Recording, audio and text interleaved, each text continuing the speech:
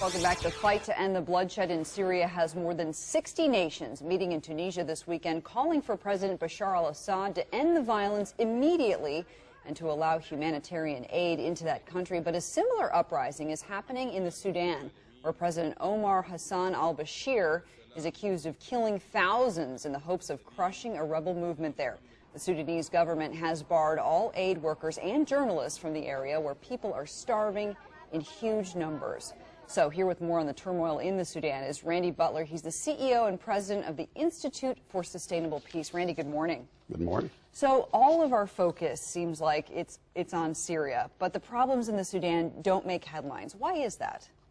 Well, I do think that perhaps it's been eclipsed by all the coverage of what's happening in Syria, which of course is part of the Arab Spring, which has been the news for quite some time. But when you look at the numbers, I mean, the atrocities going on there are so many parallels, aren't there? There are many parallels. And this has been going on for some time, as we know. And maybe this is Sudan fatigue. We've been hearing about problems in Sudan for a long time. We're talking about potentially tens of thousands of people who've been killed by their government. It's hard to get an accurate number, though, of course, because neither Syria nor the Sudan allows journalists into the country. So these are just our best guesses, correct? Right. We're looking literally at hundreds of thousands who, within 30 to 45 days, could be starving in South Kordofan in the Nuba Mountains. And so what will become of those people unless other nations take action? Well, the issue is that literally there's indiscriminate bombing going on to keep them from planting their crops. So they're literally now eating their seed. And once that seed is gone, these are the seeds that would have produced crops that would feed their families in the coming year.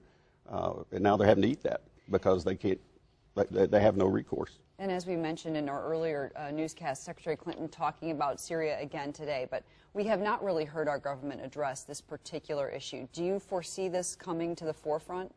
Well, I certainly hope so, because otherwise these people have no hope. And, you know, our United States government, in the Comprehensive Peace Agreement that was supposed to address this region, became a guarantor on that agreement.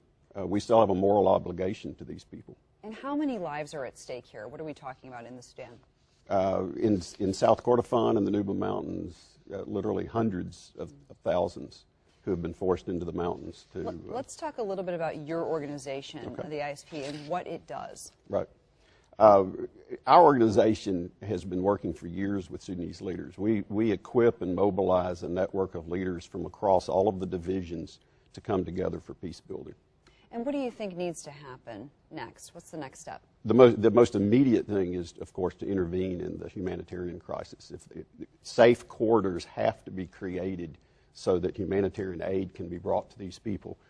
This is not about picking sides in the rebel movement versus the government. This is about saving immediate lives. And then, when the humanitarian crisis has been addressed, then it's time to try to either impose or talk them into a ceasefire and then begin the kind of talks that we do, where we literally bring these leaders together and help them to find ways to address the causes. And obviously this is a big hurdle that you're facing in that process. It's a huge hurdle. And it's very difficult to get people to talk to each other about long-term peace building when there's active fighting and when there's this kind of crisis underway. So it's always first address the immediate crisis, and then don't forget to do the long-term work of peace building. All right, Randy, thank you so much. We'll have to leave it there for today. Appreciate you being here.